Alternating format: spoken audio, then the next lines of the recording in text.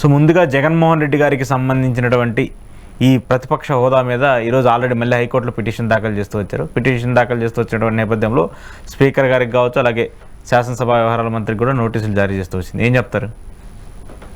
అంటే సొంత పెత్తనాలు ఎలగబెడితే ఇవాళ మేము ప్రజలు మీకు ఇవ్వలేదు ఇలాంటివన్నీ చెప్పుకొని వస్తున్నారు. రూల్ 12B ఏం చెప్పింది అన్న దాని మీద గౌరవ న్యాయస్థానం ఖచ్చితంగా రాజ్యాంగం ప్రకారం ఎలా అపోజిషన్ అనేది వస్తుందో పైపచ్చి విత్ రెఫరెన్సెస్ వాజ్పేయి గారికి ఎలా వచ్చిందో, రామారావు గారి టైంలో కాంగ్రెస్ పార్టీకి అపోజిషన్ స్టేటస్ ఎలా వచ్చిందో, వీళ్ళు ఎంతసేపు జగన్మోహన్ రెడ్డి ఏదైనా అపోజిషన్ లీడర్ అడుగుతున్నాడు ఇలాంటి భ్రమల్లో ప్రజల్ని తప్పుదారి పట్టించే కార్యక్రమంలో ఉన్నారు. అతను ఖచ్చితంగా ఒక సమయానుగుణంగా ఒక అపోజిషన్ పార్టీ వాయిస్ ఇవ్వడానికి అతను ప్రయత్నిస్తున్నాడు. అంతేకాని జర్మనీ వెళ్ళి తెచ్చుకోండి అపోజిషన్ అక్కడే ఇస్తారట అని ఎటకారంగా పవన్ కళ్యాణ్ మాట్లాడినంత మాత్రాన స్పీకర్ గారు డిప్యూటీ స్పీకర్ కూడా ఏమీ కాకుండా తృణప్రాయంగా మేము వదలుచుకోలేదని చెప్పినంత మాత్రాన there are certain guidelines by the respective constitution. వీళ్ళు ఖచ్చితంగా దానికి లా అబైడింగ్ సిటిజన్స్ లాగే కాన్స్టిట్యూషన్కి అబ్బాయి ఖచ్చితంగా వీళ్ళు చేయాలి. ఇప్పుడు ఉన్న సినారియోలో వీళ్ళు ఏదైతే ఇవ్వట్లేదో గౌరవ అపోజిషన్కి స్టేటస్ ఎందుకు ఇవ్వట్లేదు అన్నది ఎక్స్ప్లెనేషన్ స్పీకర్ గారే ఇవ్వాల్సి వస్తుంది. అదర్వైజ్ కోర్టు డైరెక్షన్ ఇస్తుంది, consider them as an opposition and సమయం ఇవ్వండి, ఇదే అడుగుతారు వాళ్ళు. ఇవ్వకపోతే ఖచ్చితంగా మళ్ళీ కోర్టు అడుగుతుంది కదా, కోర్టుకి ఎక్స్ప్లెనేషన్ ఇవ్వాలి కదా.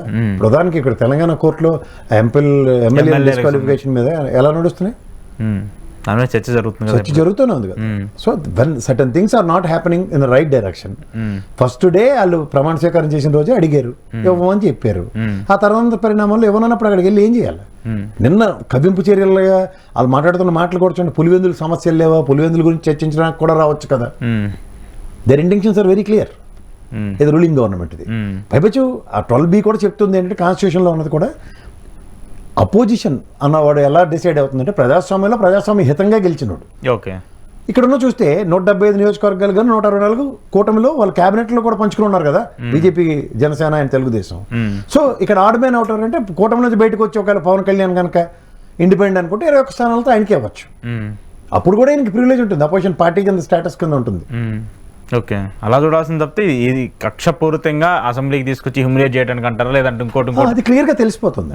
Their intentions are very clear. ఎందుకంటే నిన్న లోకేష్ గారు కూడా ఒక శాసనసభ అంటే ఒక దేవాలయం, ఒక చర్చి, ఒక మసీద్తో సమానం. ఎవరికైనా మనకు ప్రజాస్వామ్యంలో సెక్యులర్ దేశంలో ఆ విధంగా గౌరవించవలసిందే. అక్కడ ఆయన మాట్లాడిన భాష అది రికార్డ్ బుక్స్లోంచి తొలగించడానికి ఇంకా ఎప్పటికీ ఉన్నారు. ఇప్పుడు నేను ఓ మాట చెప్తానండి, వాళ్ళకి అర్థమయ్యే భాషలోనే చెప్తాను.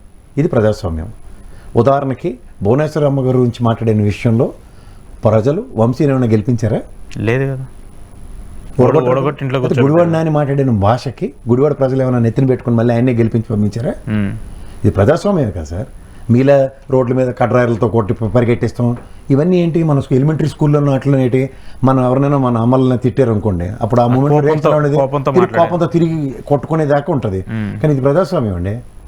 నువ్వు మాట్లాడింది నచ్చకపోతే ప్రజలు ఏ విధంగా కన్సిడరేషన్ చేస్తారన్న దగ్గర మీరు మళ్ళీ అదే మాటలు 25 సార్లు మాట్లాడుతూ అదే ఓటంకిస్తూ నేనైతే అవదలను, ఒకటి పని అయిపోయింది ఇంకోటికి అయితే బండకేసి కొడతాం, ఇలాంటివన్నీ మాట్లాడతారు అనుకోండి. ఇది ప్రజాస్వామ్యం కదా. చూస్తారు కదా, అబ్జర్వ్ చేస్తారు కదా. అబ్జర్వ్ చేసే కదా వాళ్ళకి 5 సంవత్సరాల తర్వాత వాళ్ళకి ఏం చెప్పాలో అది చెప్పారు కదా. మీరేమైనా అతీత శక్తులు అనుకుంటున్నారా? ఖచ్చితంగా కాదు, ఎవరైనా అంతే ఉంటారు. తెలుసుకోవాలి కదా first of all. The beauty of డెమోక్రసీలో ఇవాళ మీకు ప్రజాస్వామ్యంలో వాళ్ళు శిక్షించబడ్డారా లేదా అని చూసుకుంటే ఖచ్చితంగా శిక్షించబడ్డారు. అవునా కదా? రికార్డుల్లో ఉన్నాయి, నేను చూశాను, విన్నాను. మాకెందుకు ఈ కన్ఫర్మేషన్స్? అక్కడ గుడివాడ ప్రజలు, నెక్స్ట్ ఇంకో నియోజకవర్గం వంశీది గన్నవరం నియోజకవర్గం ప్రజలు ఏం చెప్పారు? తీర్పిచ్చి ఇద్దరు వేరతాలు లేచి మాయాబజార్ సినిమాల్లో వేరతాలు లేచి మీరేరా బాబు మీ భాషకు అసలు అమోఘం, అసలు మిమ్మల్ని మించిన లేరైనా వేరతాలు లేచి గెలిపించారా? మీ వల్లే ఓడిపోయిందని చెప్పేసి ఇప్పుడు తిట్టుకుంటూ ఉన్నారు కదా. మరి ఇవన్నీ జరుగుతున్నప్పుడు మీరెందుకు మళ్ళీ అదే ఆడ్ మ్యాన్ అవుట్ల బిహేవియర్?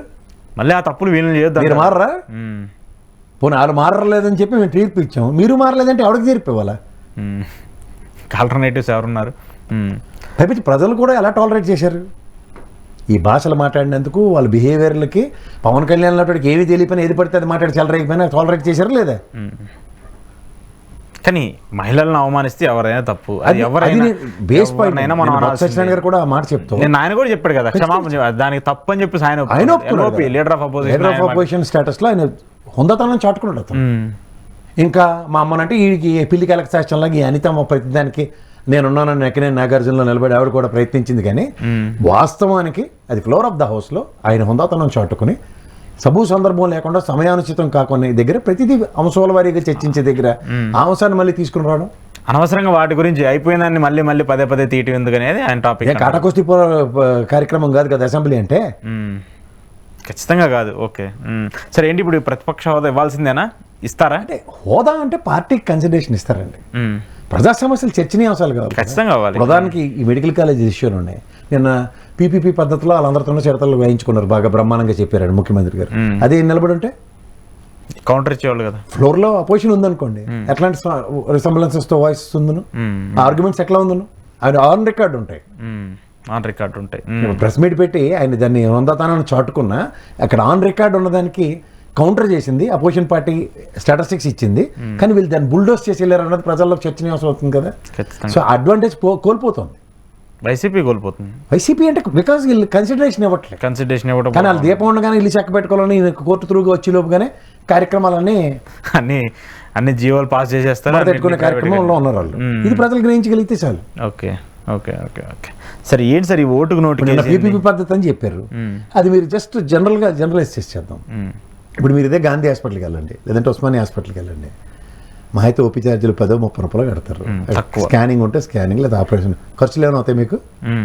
ఇదే మరి అపోలోకి వెళ్దాం, లేకపోతే మెడివిన్కి వెళ్దాం, మెడిసిటీకి వెళ్దాం, లేకపోతే కేర్ హాస్పిటల్కి వెళ్దాం, దేనికి వెళ్ళినా స్టార్టింగ్ మీ కుటుంబంలో 3-4 కిడ్నీలు అమ్మేసాను కానీ ట్రీట్మెంట్ అవుతుంది కదా. ఎంట్రీ ఇస్తేనే అయిపోతారు కదా. ఓపీ తీసుకునేసరికి కూడా బుద్ధి జ్ఞానం లేకుండా ఎలా ఆలోచించేస్తున్నారు ఆ బుర్ర తక్కువ మేళం. ఇప్పుడు తెలంగాణలో కలెక్టర్ ఆఫీసులు కట్టారండి 33 జిల్లాలు, ప్రతి జిల్లాకి 33 జిల్లాలు కట్టేశారా? నాకు తెలుసు 11 ఎన్నో కంప్లీట్ అయ్యి. కొన్ని ఏదైనా ఒక ప్రభుత్వం ఒక 5 సంవత్సరాల్లో బృహత్తర కార్యక్రమం తలెత్తుకుంటే, ఇవాళ మళ్ళీ ఫ్లోర్ ఆఫ్ ద హౌస్లో సత్యాగారు మెడికల్ కాలేజీల విషయంలో 5 కట్టారు, 5 ఇంకా పునాదరాలు ఉన్నాయి. ఎంతసేపు వాళ్ళది ఏంటంటే వాళ్ళ పాలకొల్లు చూపిస్తారు అనుకుంటాను. పాలకొల్లేనా ఇప్పుడు ఏదైతే